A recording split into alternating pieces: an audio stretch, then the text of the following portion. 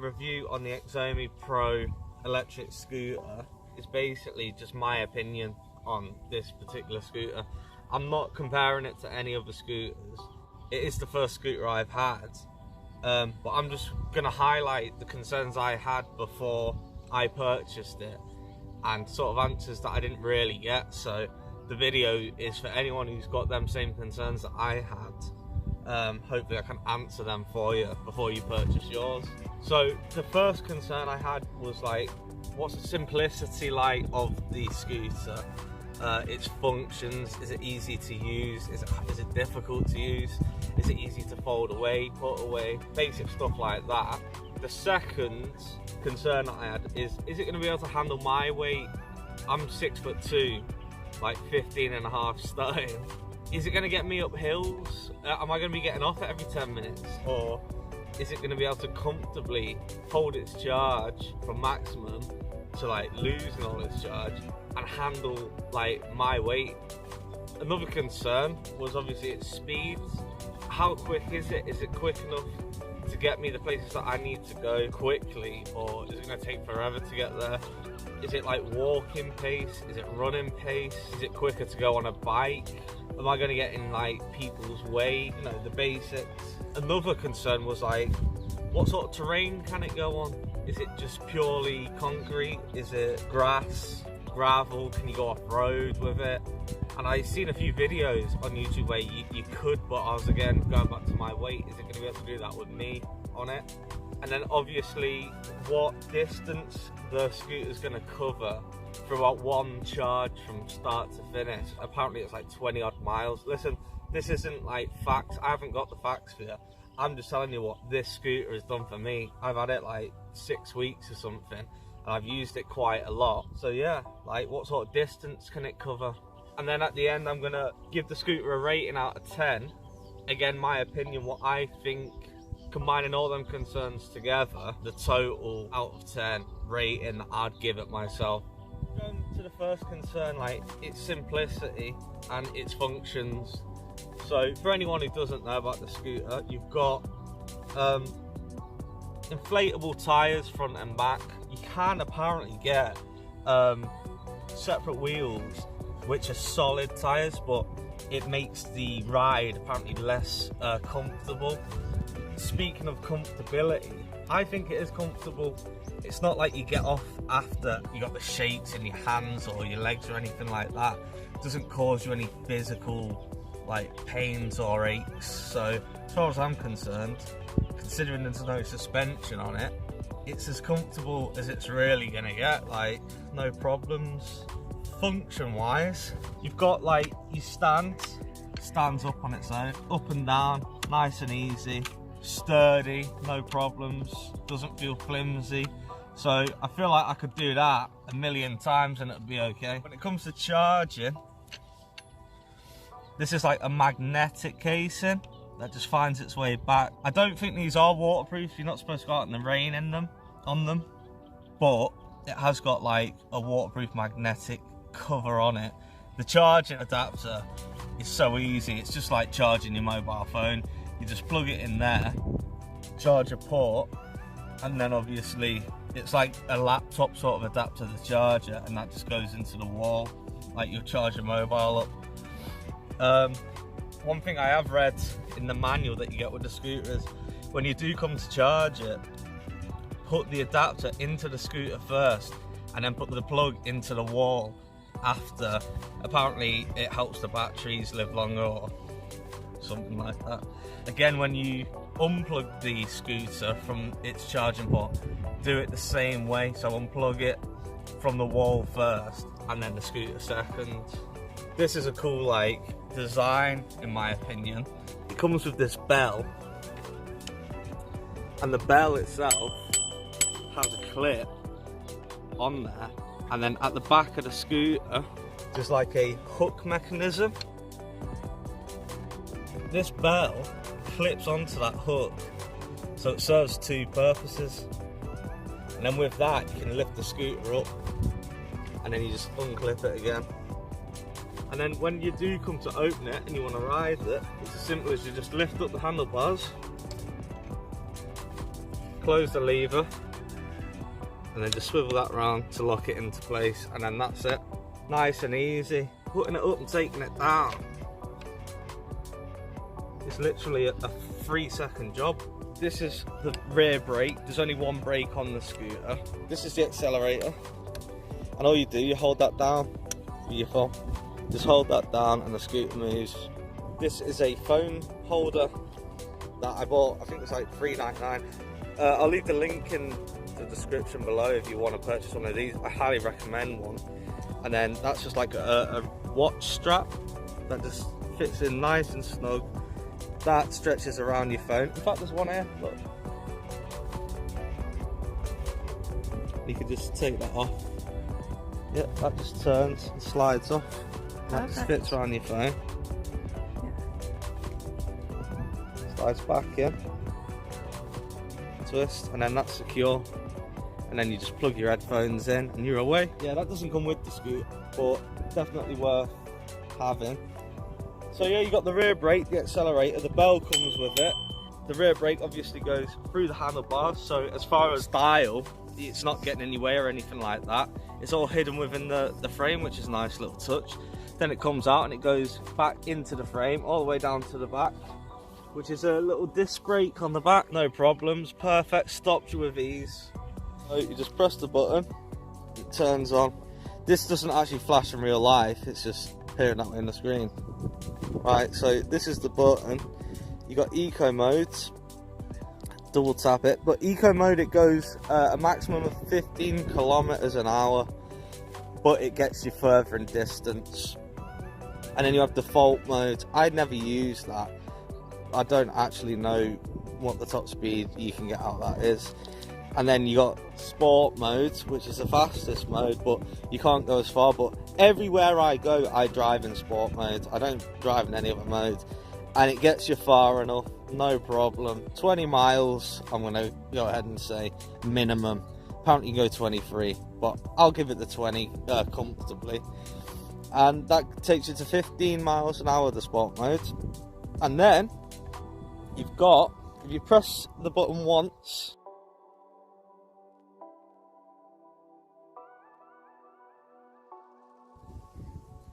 what that does, it turns on the headlight. So yeah, you just press it once and it turns it on. Press the button again and it turns it off.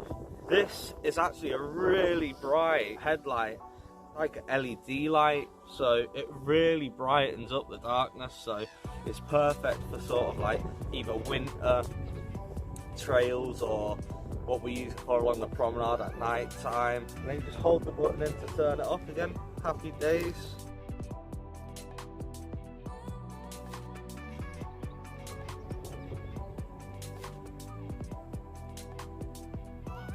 Weight wise, I think they said it's like 15 kg or something like that. It's not heavy, but it's not light. In my opinion, if I was going to go anywhere where I thought I might have to carry the scooter for a bit, I wouldn't be taking it.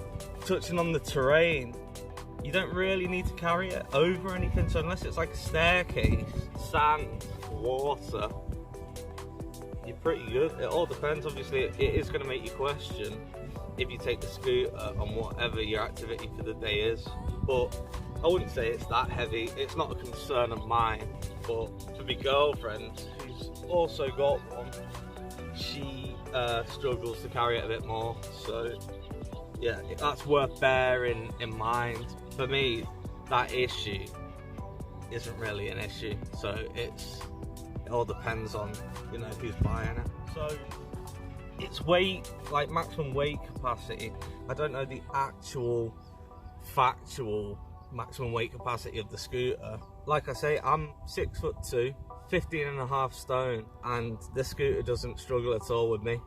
Anyone who's conscious about, is it going to be able to handle my weight, I would say that this could probably about 17, 18 stone, I reckon, and it would still move. It's pretty durable. Like it's still got pull on it with me. It can get me up steep hills. It doesn't really struggle to get me up hills. And then even if I am going uphill where it's struggling a bit, because don't get me wrong, it's not getting me up Mount Everest, It will get me up zigzags or motorway bridges. If you do need to assist it, you can. It's sort of like having a electric bicycle. Although you've got the electric, you can still pedal as well. It's the same with the scooter. Use the electric to assist you while you're scooting up the hill. Obviously, the less you weigh, the less you have to help it yourself. So either go on a diet or get a faster scooter, I suppose. So its speed, its maximum speed out the showroom or the shop or off the battery line is 15 miles per hour, which it doesn't sound that fast, but what I found with it is it's not how fast you're moving on it, it's how quick you get to places. So if I want to go from A to B, it's shocked me on numerous occasions how quickly I get from A to B. And when I get to B, even coming down here to record this, I said to my girlfriend, like, how are we here already?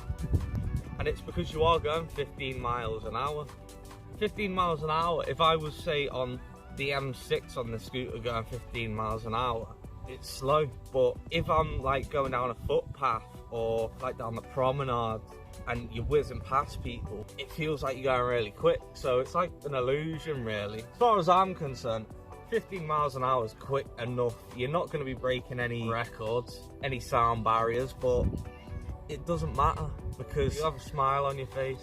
Any speed freaks, you're probably going to want something a bit quicker, but it's not slow either, it's somewhere in between. But you get the added features of the distance it can cover. Not only that, the terrain that it can go on as well. Terrain wise, this has absolutely no problem going over grass, no problem going over gravel. I was concerned because obviously I'm over 15 stone, that these tyres, with them being like inflated, it might cause them to pop naturally, but the solid, like, although they're inflated, they feel solid, they feel like there's no air in them, you know what I mean? It just feels like it's a solid rubber tyre. So it handles like gravel and stuff like that really well. I do tend to, because of my conscience, maybe slow it down a little bit when I'm going over gravel, but you don't have to. You don't have to. And then obviously on like concrete on the roads, handles that like a dream, you know what I mean? Like there's no problems with that. And obviously anything like solid mud, I like going on trails, like any sort of off-road little trail with like hard floor, it breezes over it and it's enjoyable. And that's where, going back to the speed, what you get is also an added sort of like pulling power. So where you slow it down or you need to stop, getting going again, it's pretty quick, its acceleration's quick, and it can get you up like and down hills over. You could probably go around a BMX track on it, easy. Might have to try that. As far as terrain goes, it's happy days. Distance, we've not actually measured a distance of how far we can get in one charge.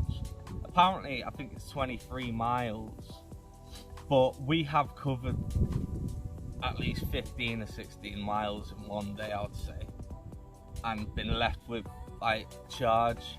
There is, I think, an app where you can measure your actual percentage of how much charge your scooter's got left. But on the screen that I showed you before, it shows you kilometers an hour, which is like 25 maximum. But I have seen mine go to 30 going downhill.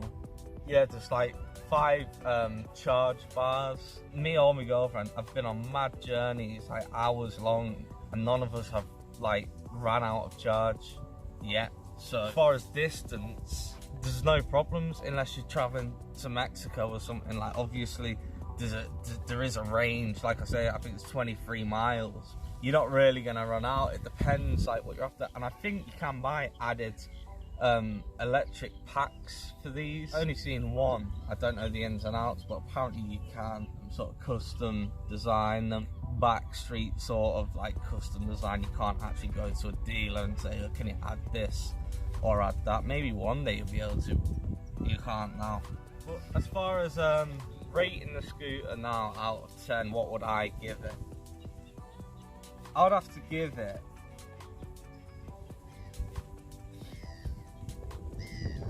an 8. I'll give it an 8 because I've got to deduct a point, which is a bit of a con rather than a pro.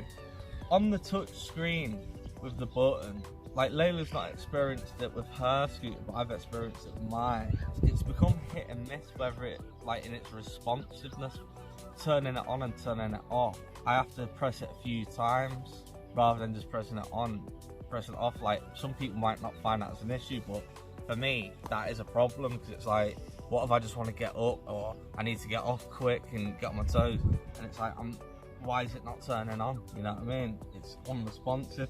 I think that just might be this particular scooter. I don't think that's a common fault with them because I've not heard anyone else say that. I've got 2 years warranty with this as well, so I'll probably end up sending this back and replacing it. And I definitely want to replace it because I need this in my life. The basic price is 500 British pounds. That's what I paid for this. It's from a website called Pure Electric. It used to be called Pure Scooters, but I think they changed the name. Oh, really? It's either Pure Scooters or Pure Electric. You can either get finance deals or through Klarna, or just pay it off in one hit, depending on whatever suits your life better. Fully recommend it. So I need to deduct a point for that. What else am I deducting a point for?